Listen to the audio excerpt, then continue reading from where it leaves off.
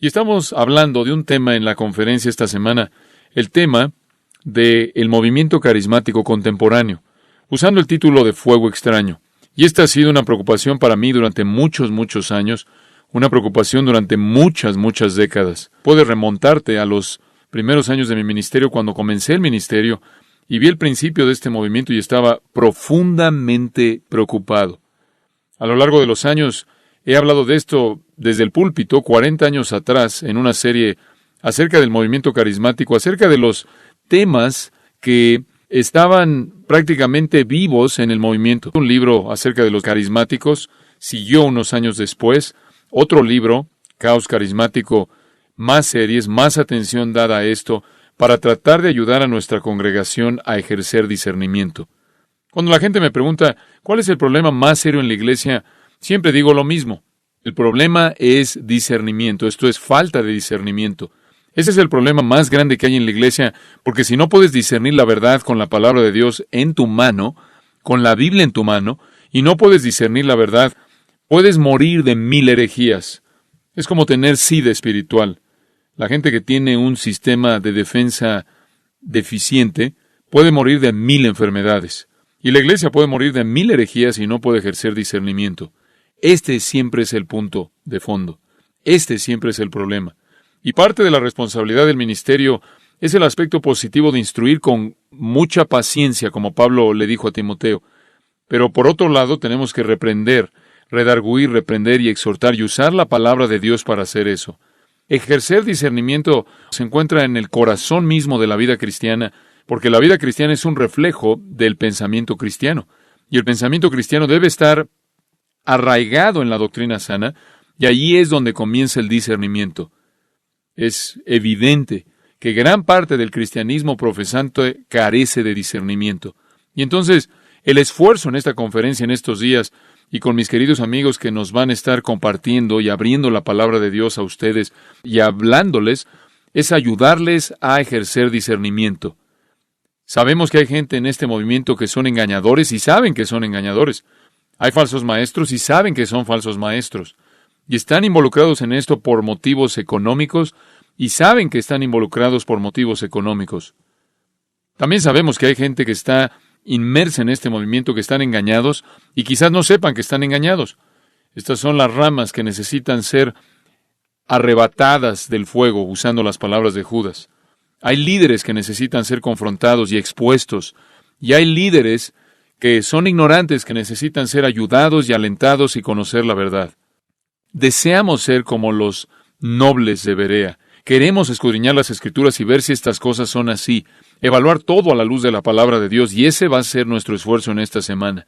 Y como dije hace un minuto, realmente son los escogidos, tienen un asiento especial en este evento, en esta conferencia. Esto, hasta donde yo sé, nunca ha sucedido en la iglesia a lo largo de mi vida, en donde gente se han reunido para pensar acerca de este asunto. ¿Qué tan grande es? Hay 500 millones de carismáticos profesantes en el planeta. 500 millones. Para tener una perspectiva clara de esto, hay 1 billón de católicos romanos. Y para tener una mejor perspectiva de esto, hay 14 millones de mormones. 14 millones de mormones, 500 millones de carismáticos. Este es un asunto inmenso. No creo que nadie culparía a pastores por confrontar al mormonismo, y deberían hacerlo con una perspectiva falsa de Dios, un concepto falso de Dios, un concepto falso de Cristo, un concepto falso de la salvación. ¿Por qué es que nos hemos rehusado tanto a confrontar este movimiento tan grande que ha cautivado a 500 millones y más de personas? Entonces, lo que vamos a hacer en estos días, mientras estamos juntos, es hacerlo fielmente, hacerlo amorosamente, hacerlo compasivamente, pero hacerlo de una manera muy directa que te va a ayudar a entender los asuntos que están en juego para que puedas ejercer discernimiento. Y entonces se puedan convertir en una fuerza, un movimiento, un grupo de personas que puedan ayudar a otras personas a ver la luz. Y quiero que abran sus Biblias en Levítico capítulo 10. Levítico capítulo 10 es en donde encontramos la porción de las Escrituras que es la fuente del título de la conferencia, Fuego Extraño. El deber más elevado y el privilegio más elevado la conducta más esencial y la responsabilidad suprema para la humanidad es adorar a Dios. Permítanme repetir eso porque quizás estaban distraídos buscando el pasaje en su Biblia. El deber más elevado, el privilegio más elevado, la conducta más esencial y la responsabilidad suprema de la humanidad es adorar a Dios. El Padre busca verdaderos adoradores, creyentes en el Evangelio, en el Señor Jesucristo. Ellos son los verdaderos adoradores. Entonces, nuestro deber y privilegio y prioridad eternos son la adoración. De hecho, cualquier vistazo que vemos al cielo en el libro de Apocalipsis revelará que todos los que están ahí, tanto santos como ángeles, están glorificando a Dios dándole honra. La actividad más seria que jamás alguien hará es la adoración. La actividad más seria que cualquier persona llevará a cabo es adorar. Y no solo en el cielo, sino también en la tierra. Cuando te congregas y dices que es con el propósito de adorar a Dios, acabas de pronunciar sobre ti mismo una urgencia y una severidad y una seriedad de la actividad misma en la cual te involucras. Nada es más serio que la adoración. Y me temo que en nuestra cultura la adoración se ha vuelto frívola, superficial, se ha trivializado. Esta es la actividad más seria. Esta es la actividad más seria que cualquier persona jamás realizará, adorar a Dios. Somos llamados a adorar en espíritu, esto significa con nuestras emociones y con nuestras facultades humanas. Pero también debemos adorar en verdad, y esto es conforme a las Escrituras reveladas. Debemos adorar con todo nuestro corazón, alma, mente y fuerzas. Debemos adorar en amor porque debemos amar a Dios con todo nuestro corazón, alma, mente y fuerzas. El ser entero, todo lo que somos, debe estar inmerso en adoración amorosa de Dios conforme a su verdad revelada. Y Dios estableció la adoración en Israel ahí en el libro de Levítico. Los primeros líderes de adoración que vinieron delante de Dios representando al pueblo eran sacerdotes. Y realmente comenzó de manera oficial con Aarón en la economía de Israel. Y él va a ser la cabeza de una familia sacerdotal y van a tener la responsabilidad de ser los líderes de adoración para el pueblo de Dios. En el capítulo 9 de Levítico, Aarón ofrece un sacrificio para el pueblo de Dios de acuerdo con la prescripción de Dios. A Aarón se le dijo que Dios respondería positivamente cuando él ofreciera un sacrificio de acuerdo con el mandato que Dios había dado. En el capítulo 9 de Levítico y versículo 6, Moisés dijo, «Esto es lo que mandó Jehová.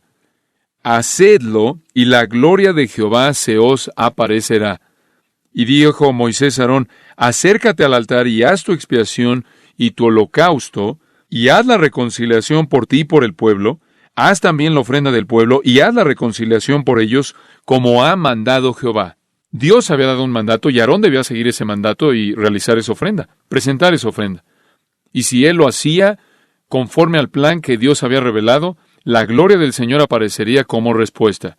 Si pasas ahí al versículo 22 de ese mismo capítulo, nos dice, «Después alzó Aarón sus manos hacia el pueblo y lo bendijo, y después de hacer la expiación, el holocausto y el sacrificio de paz, descendió.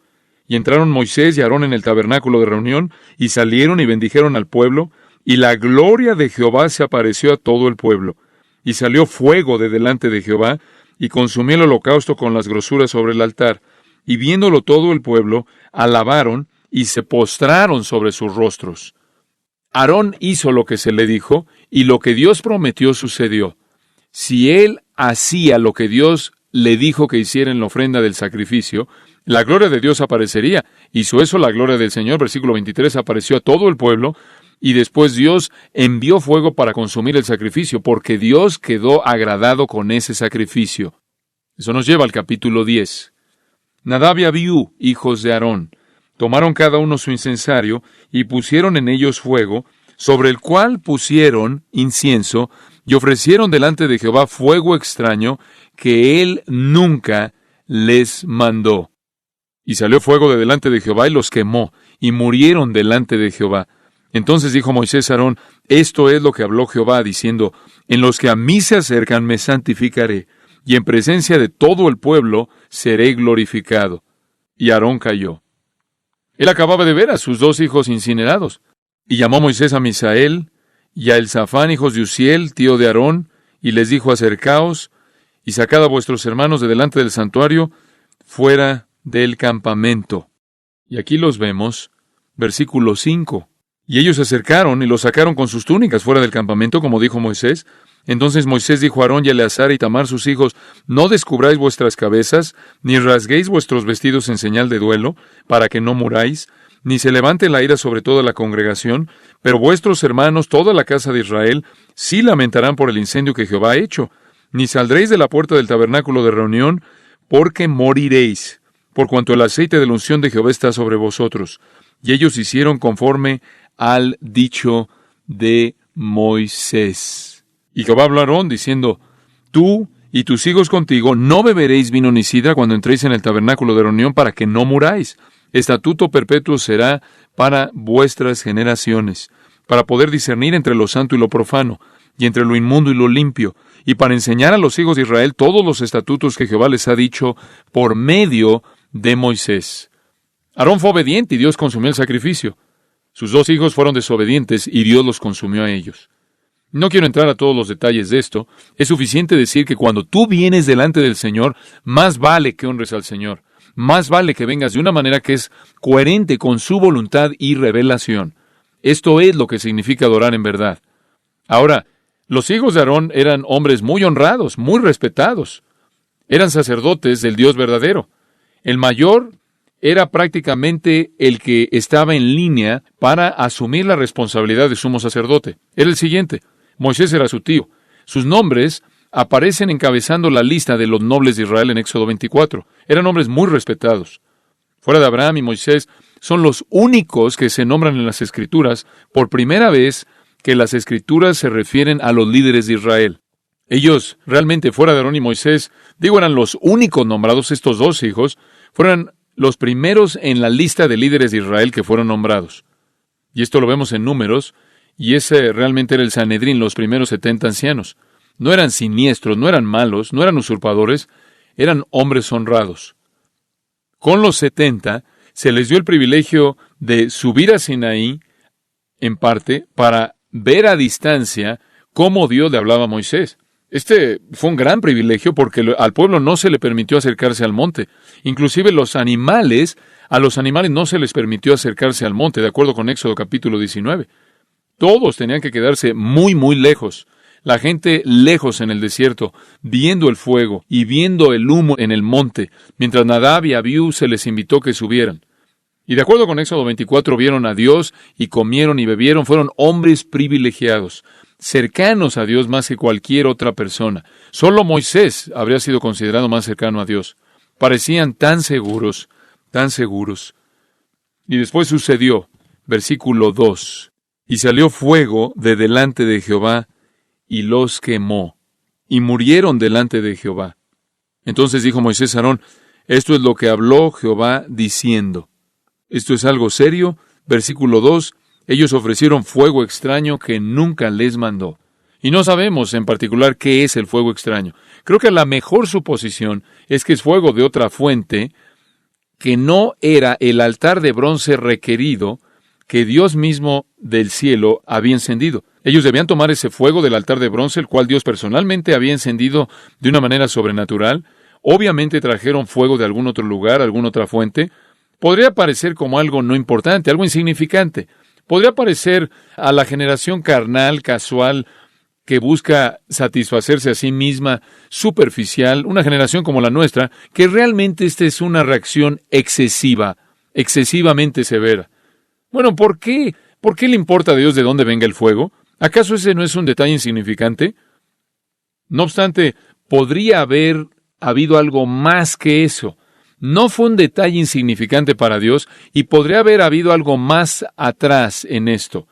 El hecho que allí en el versículo 9 se le instruye a Aarón que no beba vino ni sidra cuando entréis en el tabernáculo de reunión para que no muráis.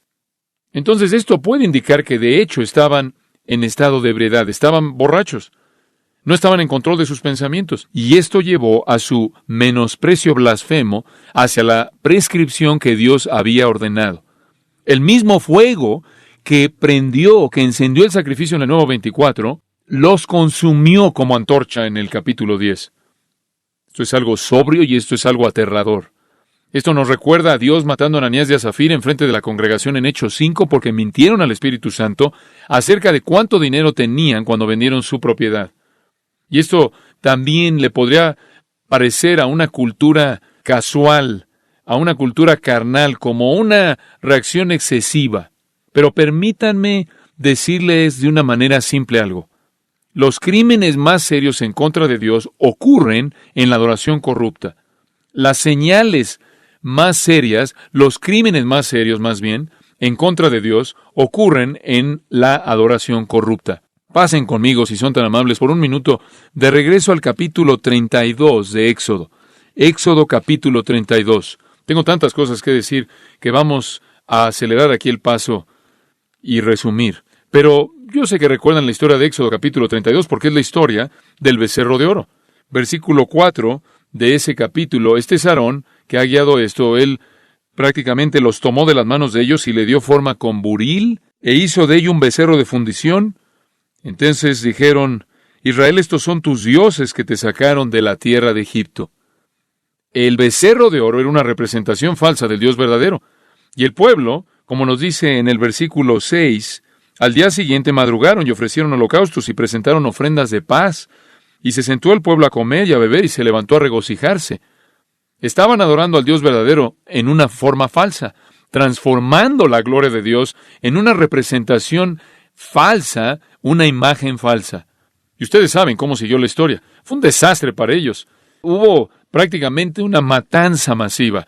La gente murió ahí en el momento. Se levantó hermano contra hermano con una espada y prácticamente destazaron a su propia familia, llevando prácticamente a la práctica, cumpliendo el mandato de Dios de castigar a los adoradores que habían corrompido la adoración. Y quiero repetir eso de nuevo. Los crímenes más serios jamás cometidos en contra de Dios son cometidos en la adoración corrupta. Y eso nos lleva al punto en donde necesitamos decir que el movimiento carismático continuamente deshonra a Dios en sus formas falsas de adoración. Deshonra al Padre, deshonra al Hijo, pero de manera más específica, deshonra al Espíritu Santo, con ideas irreverentes, acciones irreverentes, creencias falsas, declaraciones falsas, promesas falsas, conductas carnales. Todas estas cosas son atribuidas al Espíritu Santo, pero son una deshonra a aquel con el cual se están identificando. Es más fuego extraño y lo triste es que es justificación para juicio. Es justificación para juicio. Cuando estaba hablando de esto hace algunos meses atrás a nuestra iglesia, dije que era algo severo. Jesús le dijo a los líderes judíos: ustedes han atribuido las obras del Espíritu Santo que yo he hecho a Satanás. En otras palabras, ellos dijeron: Jesús hizo lo que hizo por el poder de Satanás, Mateo 12. Y él dijo: ustedes han atribuido las obras del Espíritu Santo a Satanás. Y es apropiado decir que lo inverso está sucediendo en muchos lugares en el movimiento carismático. Están atribuyendo al Espíritu Santo las obras de Satanás. Una vez habían atribuido a Satanás las obras del Espíritu Santo y ahora ha sido invertido. Dios el Padre, Dios el Hijo, Dios el Espíritu Santo, el Dios Trino, no es alguien con quien debes jugar. Es peligroso para todos los que ofrecen fuego extraño. Es peligroso para todos los que ofrecen adoración corrupta.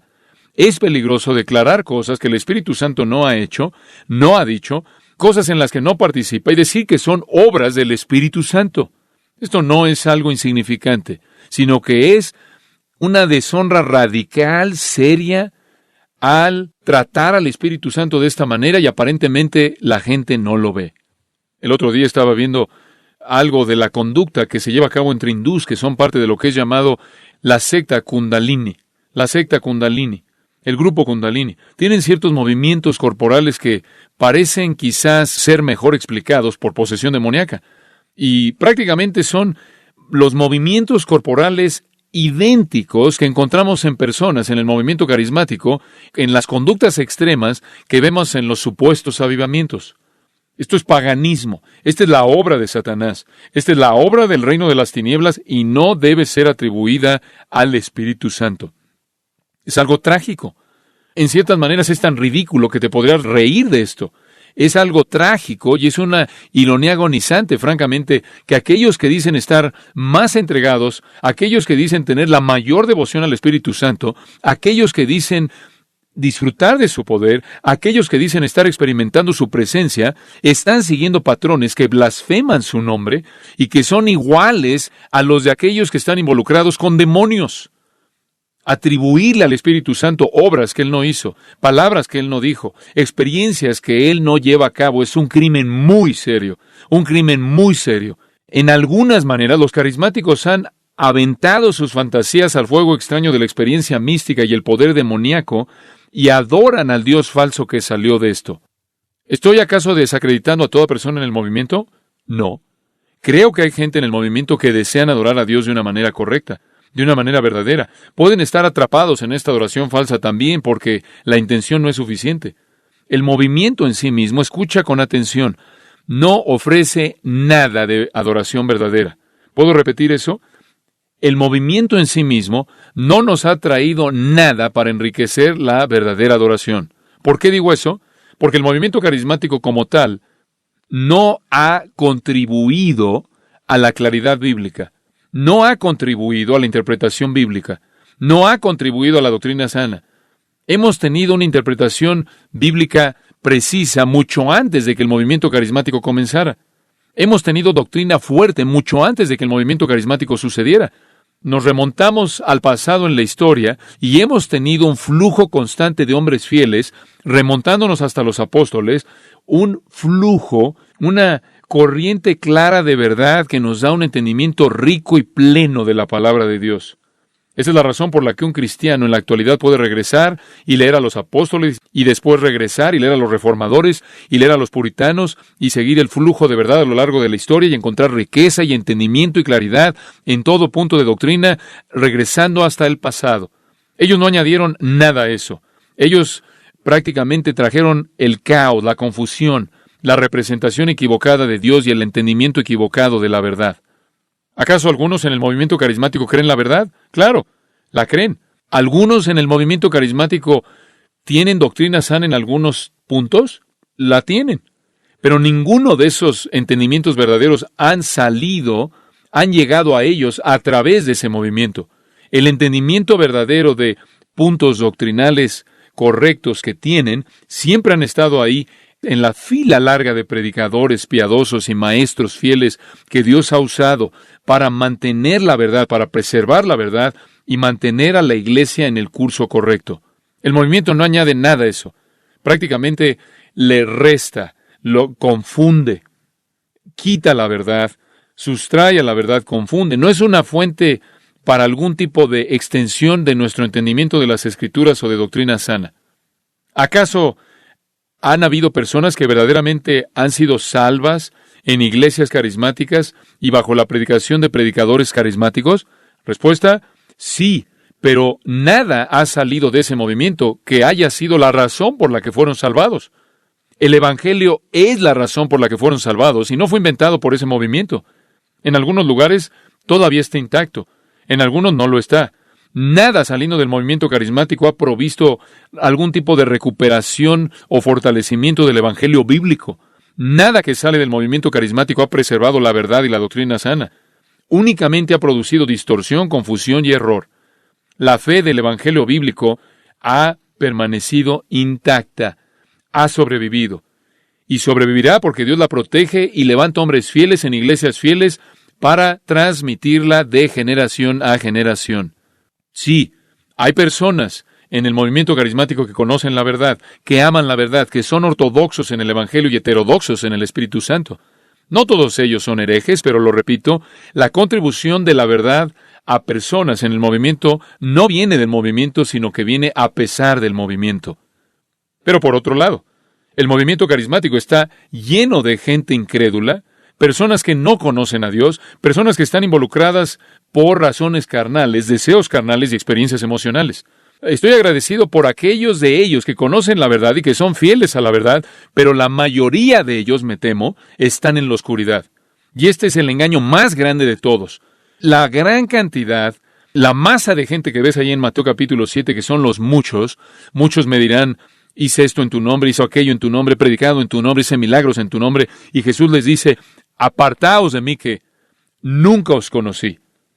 Esto ciertamente es una profecía en un sentido de este movimiento. Yo glorifico a Dios por su gracia a pecadores que están en esas iglesias y bajo esas influencias, y Dios ha permitido que la verdad resida en algunos de estos ambientes. Y le doy a Él la gloria por esa gracia que es dada a pecadores que están en esas iglesias. Es posible, a pesar del movimiento, convertirse en un creyente, pero no debido al movimiento.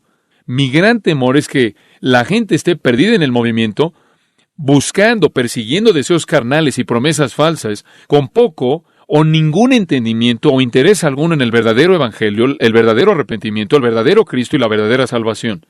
Ningún movimiento, supuestamente basado en un evangelio ortodoxo, ha hecho más daño a la iglesia que este movimiento, y como lo dije, solo tienes 14 millones de mormones. El daño que 500 millones de personas pueden hacer a un entendimiento ortodoxo de las Escrituras y la verdad divina es monumental, y me temo que su éxito no viene de su conexión a la verdad. Su éxito viene de su conexión con el reino de las tinieblas. Es exitoso porque está prometiendo lo que los pecadores no regenerados ya quieren. Los evangélicos les han abierto los brazos y le han dado la bienvenida al caballo de Troya del movimiento carismático a la ciudad de Dios, y sus tropas se han apoderado y han colocado un ídolo en la ciudad de Dios, no la verdad. ¿Hay algo más serio que esto? No puede haberlo. Como contraste, la teología reformada, la doctrina sana, no es un refugio de falsos maestros. No es donde los falsos maestros residen. La teología reformada, la doctrina sana, la exposición fiel bíblica entre una larga fila, un legado grande y largo de hombres piadosos, no es un lugar para los falsos maestros. No es a donde los farsantes van. No es a donde los engañadores avaros se encuentran. No es en donde encuentras mentirosos y aquellos que representan erróneamente la verdad.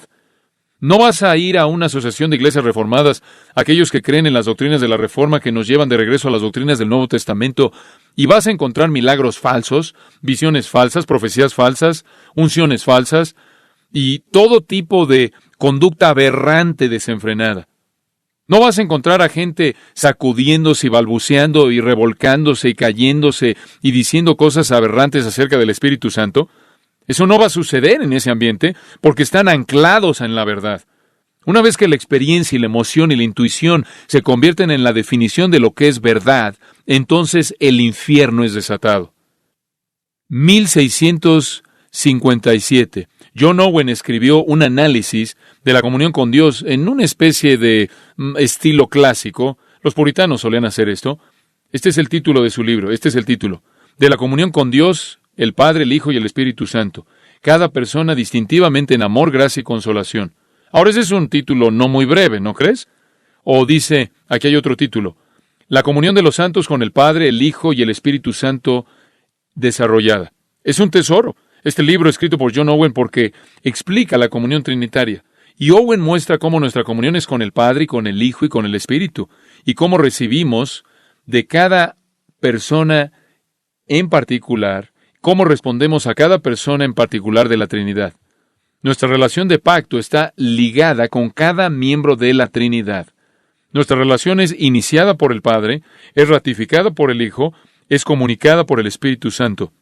El Padre expresa amor divino soberano. El Hijo expresa gracia divina soberana. El Espíritu Santo prácticamente entrega. El Espíritu Santo disemina vida soberana divina. Debemos estar involucrados en adoración plena del Espíritu Santo, celebrando todo lo que Dios ha hecho en la iniciación, todo lo que el Hijo ha hecho en la validación y todo lo que el Espíritu ha hecho, por así decirlo, en la consagración del acto en sí de salvarnos y santificarnos. ¿Cuál es la obra del Espíritu Santo? Él redarguye, regenera, justifica, Él ilumina, limpia, convierte, Él santifica, adopta, bautiza, mora, Él capacita, Él guía, Él libra, Él produce fruto, Él nos asegura. Esto es lo que las Escrituras dicen, y lo que no dicen es esto. El Espíritu Santo nos derriba. El Espíritu Santo nos hace reír de una manera torpe.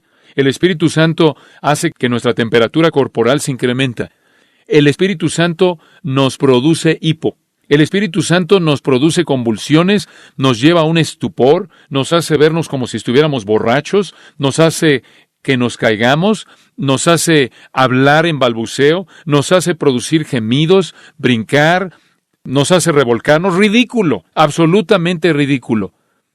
El ministerio del Espíritu, escribe John Owen, consiste en traer las promesas de Cristo a nuestra memoria, en glorificarlo en nuestros corazones, en derramar el amor de Dios en nosotros, en dar testimonio a nosotros acerca de nuestro estado y condición espirituales, en sellarnos para el día de la redención, en ser las arras de nuestra herencia, en ungirnos con consolación, en confirmar nuestra adopción, en estar presente con nosotros en nuestras súplicas. Aquí está la sabiduría de la fe para descubrir y reunirnos, encontrarnos con el Consolador y todas estas cosas, y no perder su dulzura, ni dejarnos en la oscuridad para saber quién es su autor, ni quedarnos cortos de lo que se demanda de nosotros. No podemos distinguir la obra maravillosa del Espíritu Santo acostados en la oscuridad. Tenemos que reconocerla y tener comunión con Él en gratitud por Él. Owen dice, y cito, el patrón de comunión regular como creyentes con 3 personas de la Trinidad en meditación, oración y en una vida ordenada de manera apropiada. Debemos meditar en la misericordia especial y ministerio de cada persona hacia nosotros y hacer que nuestra respuesta apropiada sea el amor y sumisión de manera distintiva a cada uno de ellos. Fin de la cita. Esta es comunión plena con Dios. Desagrada a Dios cuando nos burlamos del Espíritu Santo. Romanos 12 habla de la adoración aceptable. Esta es la prioridad. Esta es la prioridad definitiva.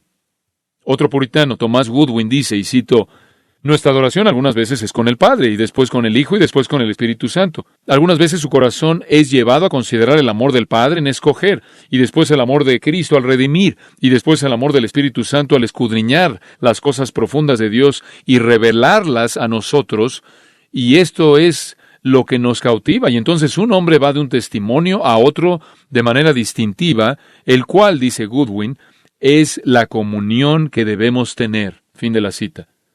Él continúa y dice, y cito, nunca debemos estar satisfechos hasta que las 3 personas estén al mismo nivel en nosotros y estemos sentados, por así decirlo, en medio de ellas, mientras que las 3 manifiestan su amor a nosotros.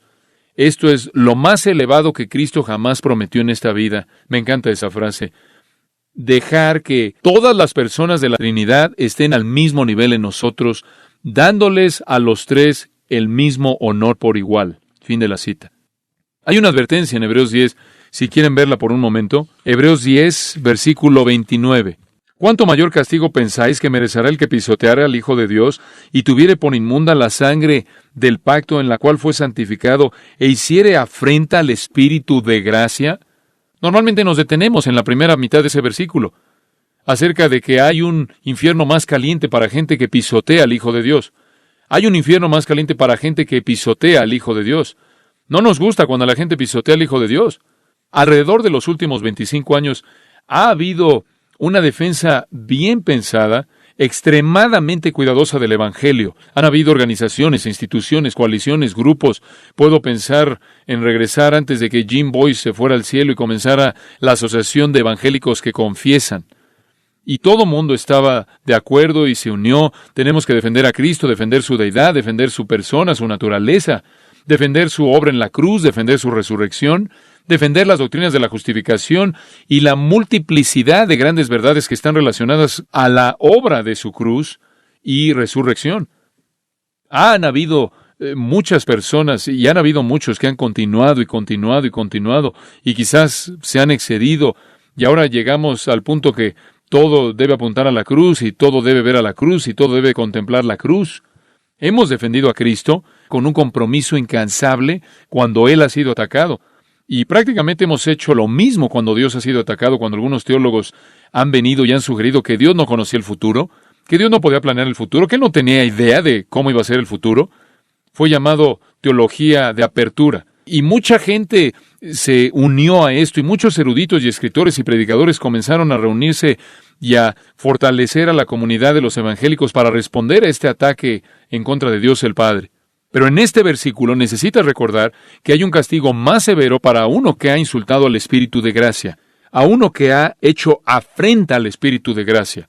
Afrenta, esto es insultado.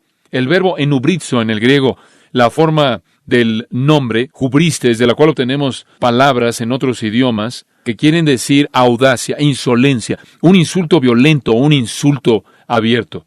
Este es el Ruach de Yahweh. Este es el aliento del Todopoderoso. Este es Dios, el Espíritu Santo.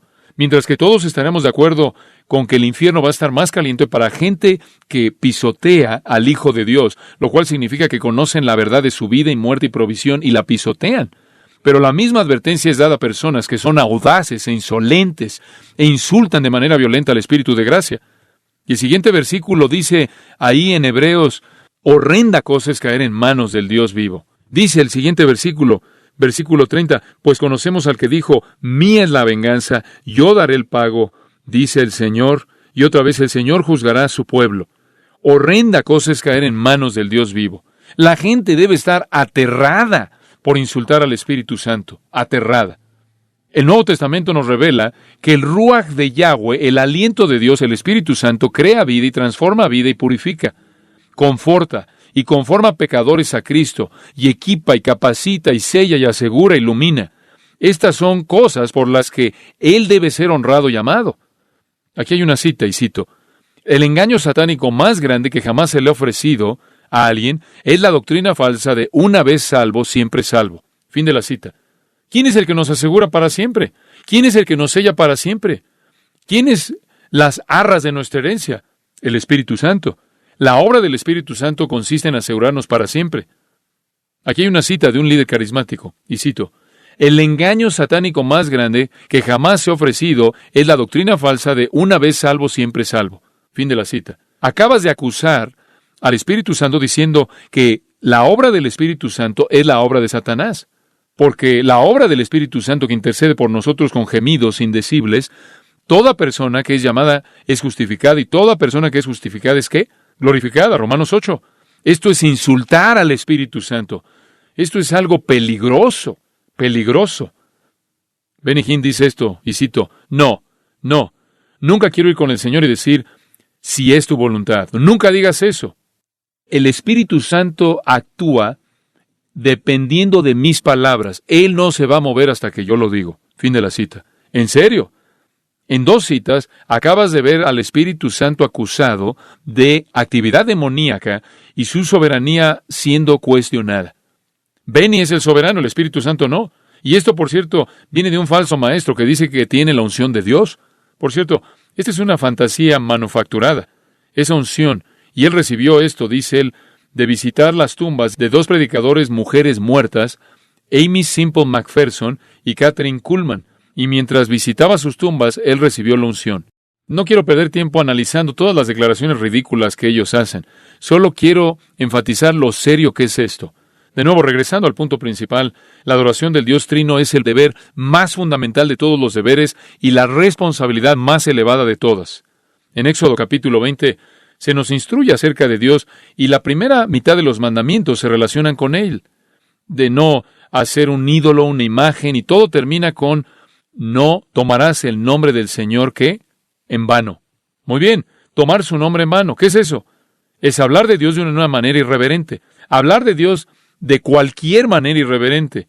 Y no solo es usar el nombre de Dios como una grosería, sino es hablar de Dios de cualquier manera irreverente, de cualquier manera que lo represente erróneamente en su naturaleza, en sus atributos, y en sus obras o en sus palabras. Cualquier cosa atribuida a Dios que no es de Dios es tomar su nombre en vano. Pensar algo acerca de Dios, concebir algo acerca de Dios, atribuirle algo que no es genuinamente de Él, atribuirle algo que no es una realidad acerca de Él, referirse a Dios como alguien diferente de lo que Él es y asignarle cosas que Él nunca haría, palabras que Él nunca diría, es tomar su nombre en vano. No es solo usar su nombre en un juramento vano, sino que es ignorar lo que es verdad acerca de Dios. Es representar erróneamente a Dios. Esto es lo más severo. En Deuteronomio 28, en el versículo 58, hay un par de versículos ahí. Deuteronomio 28, versículo 58. Si no cuidares de poner por obra todas las palabras de esta ley que están escritas en este libro, temiendo este nombre glorioso y temible, Jehová tu Dios, entonces Jehová aumentará maravillosamente tus plagas y las plagas de tu descendencia, plagas grandes y permanentes, y enfermedades malignas y duraderas, y traerá sobre ti todos los males de Egipto, delante de los cuales temiste, y no te dejarán. Toma el nombre de Dios en vano, y Dios te castigará. Deuteronomio dice, no dejará sin castigo. El que haga eso no se quedará sin ser castigado. Y ¿saben una cosa? Realmente me impresiona que el movimiento ha sobrevivido como lo ha hecho hasta hoy. Simplemente la gente me dice, ¿por qué Dios no mata a estas personas? ¿Por qué no los derriba? Porque por naturaleza es paciente y porque sus propósitos son desconocidos para mí. Yo no sé más acerca de los consejos secretos de Dios que Job supo. Y Dios no está obligado a decirme todo. Pero sé esto, el crecimiento de el movimiento carismático falso no va a detener la mano de juicio de Dios en el tiempo de Dios. No necesitamos una versión de becerro de oro del Espíritu Santo. No necesitamos un Espíritu Santo falso. Necesitamos al Espíritu Santo que está revelado en las Escrituras, titulado El aliento del Todopoderoso, en Job 33, el Espíritu eterno de Hebreos 9, el Espíritu generoso, buen Espíritu de Salmo 51, el buen Espíritu del Salmo 153, y después todos estos nombres, el Espíritu del Dios viviente, el Espíritu de Dios, el Espíritu del Padre, el Espíritu de Cristo, el Espíritu del Hijo, el Espíritu de vida, el Espíritu de gracia, el Espíritu de sabiduría, el Espíritu de consejo, de poder, de entendimiento, conocimiento y del temor del Señor, el Espíritu de verdad, el Espíritu de santidad, el Espíritu de gloria, el Consolador, y en Lucas 1, el poder del Altísimo. Tan santo como es el Padre y el Hijo, así lo es el Espíritu. Tan soberano como lo son el Padre y el Hijo, así de soberano es el Espíritu. Tan poderoso como lo es el Padre y el Hijo, así de poderoso es el Espíritu. Tan lleno de gracia que es el Padre y el Hijo, así de lleno de gracia es el Espíritu. Igual de amoroso que es el Padre y el Hijo, así lo es el Espíritu, uno en perfección. Y eso simplemente me lleva a decir que estamos aquí para tratar de llamar a la restauración de la verdadera adoración del Espíritu Santo en la iglesia. Es difícil para mí tratar con esto. El celo, si puedo usar las palabras que Jesús usó del salmista, el celo por tu casa me ha consumido. Los vituperios que caen sobre ti han caído sobre mí. Cuando el Espíritu Santo es tan deshonrado, siento el dolor. La iglesia se ha levantado, como dije, para defender al Padre, defender al Hijo. ¿Acaso no se va a levantar para defender al Espíritu Santo? Realmente no hay manera de explicar ese fracaso. El movimiento carismático ha demandado con tanto éxito aceptación en base al amor y a la tolerancia, y ha sido bienvenido, corrompiendo a la iglesia, cultivando emocionalismo al extremo, confundiendo a la gente acerca de la adoración, la oración, la alabanza, la fe, el contentamiento, la humildad, la soberanía y muchísimas otras cosas. Y en otra ocasión, en otra parte de la historia en el pasado, habrían sido rechazados o como heterodoxos o como herejes. Permítanme concluir con algunos pensamientos. Y simplemente para tratar de lavar nuestras mentes de algunas de las cosas negativas que en cierta manera los forcé a que pensaran. Hay un gran tributo al Espíritu de Dios con el que quiero dejarlos, un gran tributo. Un tributo fuera de lo que hemos hablado con respecto de engañadores y falsos maestros, y este es su regalo más grande para nosotros. Y para ello quiero que pasen a Romanos capítulo 8. Romanos capítulo 8. Esta es una porción muy conocida de las Escrituras. Quiero que la vean con una luz fresca. Esta es su obra más grande para nosotros. Vamos a comenzar ahí en el versículo 26. Y de igual manera, el Espíritu nos ayuda en nuestra debilidad. Pues, ¿qué hemos de pedir como conviene? No lo sabemos, pero el Espíritu mismo intercede por nosotros con gemidos indecibles. Mas el que escudriña los corazones sabe cuál es la intención del Espíritu, porque conforme a la voluntad de Dios intercede por los santos. Claro que eso se está refiriendo al Espíritu Santo. Y sabemos que a los que aman a Dios, todas las cosas les ayudan a bien. Esto es, a los que conforme a sus propósitos son llamados. Porque a los que antes conoció, también los predestinó para que fuesen hechos conformes a la imagen de su Hijo, para que Él sea el primogénito entre muchos hermanos. Y a los que predestinó, a estos también llamó. Y a los que llamó, a estos también justificó. Y a los que justificó, a estos también glorificó. Romanos 8 es el capítulo del Espíritu Santo. Todo acerca del Espíritu Santo y su ministerio. Y llega al versículo 26 y el Espíritu Santo nos ayuda en nuestra debilidad. Y lo hace en primer lugar al interceder por nosotros. Él es un intercesor así como Cristo es un intercesor por nosotros. Y Él siempre intercede de acuerdo con la voluntad de Dios porque Él conoce la voluntad de Dios. Como resultado de la obra intercesora del Espíritu Santo, todo obra para bien. Todo obra para bien. Para nuestro bien eterno como creyente. No solo porque Dios lo dice, sino porque el Espíritu Santo se asegura de que suceda. ¿Muy bien? El Espíritu Santo es el que está haciendo que todo obre para nuestro bien. Todo, absolutamente todo. Pero hay otro elemento de esto. ¿Cuál es la esencia de esta bondad? ¿A qué te refieres con que todas las cosas nos ayudan a bien? ¿Cuál es el bien? Versículo 29, aquí está. Aquí está el bien.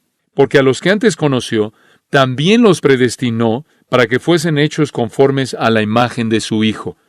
Ahora, aquí está la obra definitiva del Espíritu Santo, conformarnos a Cristo. Muy bien, el Espíritu Santo lleva a cabo su obra en nosotros de tal manera que todo opere para llegar a una meta definitiva, para llegar a un bien definitivo, y ese bien definitivo es conformidad a la imagen del Hijo de Dios.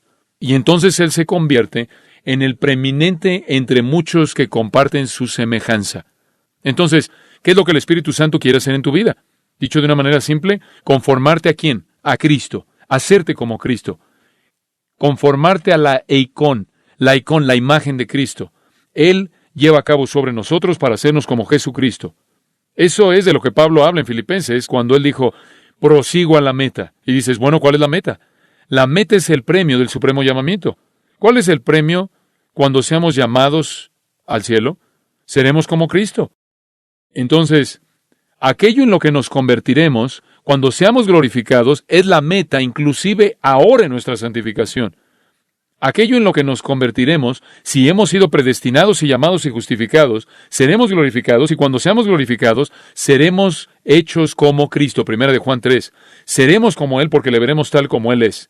Esa es la meta final, ese es el objetivo final. El Espíritu Santo nos va a llevar ahí. Y mientras tanto, hasta que seamos glorificados y hechos como Cristo, la obra del Espíritu Santo consiste en conformarnos más y más a la imagen de Cristo. Para entender su obra, entonces, necesitamos ver a Cristo. Necesitamos ver a Cristo porque vamos a ver en Cristo, quien es totalmente hombre y totalmente Dios, un retrato de la obra perfecta del Espíritu Santo. ¿Cómo es que el Espíritu Santo llevó a cabo su obra en Cristo? ¿Acaso lo derribó? ¿Lo hizo que se viera como si estuviera borracho? ¿Hizo que se cayera, o se revolcara, o se riera de manera histérica, o ladrara, o emitiera algún balbuceo? Es algo absurdo pensar en algo como eso. Y la gente que hace eso no está llena del Espíritu. Eso no es lo que el Espíritu Santo hace. El Espíritu Santo fue el compañero constante de Jesús. El compañero constante de Jesús. Fue el Espíritu de Dios quien le dio vida en el vientre de María. El Hijo de Dios se despojó a sí mismo de sus prerrogativas divinas, se sometió voluntariamente a la voluntad del Padre en el poder del Espíritu, y Jesús refrenó el uso independiente de sus capacidades, privilegios divinos, y se sometió al Espíritu Santo. Y entonces su vida fue así. Escuche esto. De acuerdo con Lucas 1, fue concebido por el Espíritu Santo. De acuerdo con Lucas, él fue llevado a la madurez por el Espíritu Santo, creciendo en sabiduría, estatura, favor con Dios y los hombres. De acuerdo con Marcos 1, él fue ungido por el Espíritu Santo en su bautismo. De acuerdo con Lucas, él fue sostenido por el Espíritu Santo en su tentación. Él fue capacitado por el Espíritu Santo, Lucas 4, 14 y 15, para ministerio. Él fue llenado con el Espíritu Santo para que caminara de manera perfecta en obediencia. Él fue perfeccionado para la obediencia. Él fue capacitado en el poder del Espíritu y a través del sufrimiento por el cual aprendió la obediencia. Hebreos 9:14 dice que él enfrentó la muerte triunfalmente en el poder del Espíritu Santo. Fue el Espíritu Santo que estaba operando en Jesús. Romanos 1 dice que él fue resucitado por el poder del Espíritu Santo, inclusive después de la resurrección.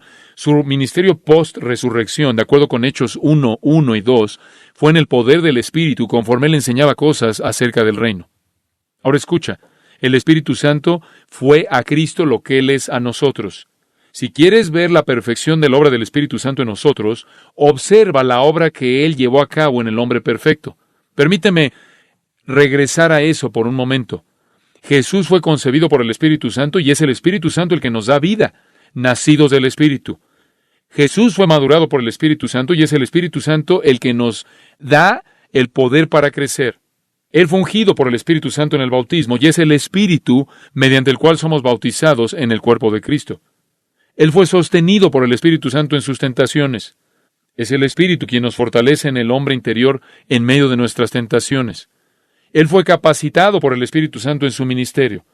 Es el Espíritu Santo el que nos dota y nos capacita en el ministerio. Él fue lleno del Espíritu Santo para que hubiera una demostración del fruto del Espíritu y santidad, y es el Espíritu quien nos llena y produce fruto en nosotros. Él fue perfeccionado por el poder del Espíritu Santo en obediencia, y el Espíritu hace lo mismo en nosotros. Él enfrentó la muerte triunfalmente en el Espíritu. Es el Espíritu de gracia y gloria quien nos sostiene en nuestro sufrimiento. Él fue resucitado de los muertos por el Espíritu. Es el Espíritu quien también nos resucita. Si quieres ver el ministerio del Espíritu Santo y cómo Él obra en nosotros, observa lo que hizo en Cristo. Claro, en Cristo hay una obediencia perfecta, una sujeción perfecta, pero el Espíritu Santo fue al Hijo lo que Él es a nosotros. El Espíritu hizo en el Hijo lo que Él hace en nosotros. El Espíritu Santo está comprometido a hacer en nosotros la obra que Él demostró en Cristo. En Juan 16 hay un versículo muy interesante. Juan 16, versículo 7. Pero yo os digo la verdad, os conviene que yo me vaya, porque si no me fuera, el Consolador no vendría a vosotros, mas si me fuere, os lo enviaré. ¿Por qué es mejor que tú te vayas? Porque si me voy a enviar al Espíritu Santo. Voy a enviar al Espíritu Santo. Mejor, porque el Espíritu Santo va a hacer en ustedes lo que Él hizo en mí. Ese es su ministerio. Yo he tenido mi ministerio, ese es su ministerio.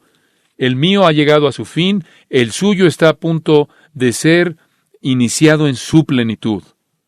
Juan 14, 16. Y yo rogaré al Padre y os dará otro Consolador, para que esté con vosotros para siempre. Versículo 26. Mas el Consolador, el Espíritu Santo, a quien el Padre enviará en mi nombre, Él os enseñará todas las cosas y os recordará todo lo que yo os he dicho. Esto es primero a los apóstoles que van a escribir el Nuevo Testamento y extendido más allá de eso a todo creyente que se va a beneficiar del ministerio de la verdad del Espíritu Santo.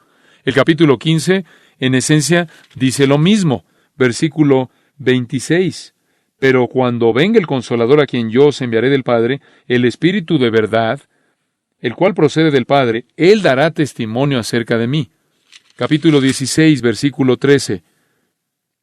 Pero cuando venga el Espíritu de verdad, Él os guiará toda la verdad, porque no hablará por su propia cuenta, sino que hablará todo lo que oyere, y os hará saber las cosas que habrán de venir. Él me glorificará, porque tomará de lo mío, y os lo hará saber.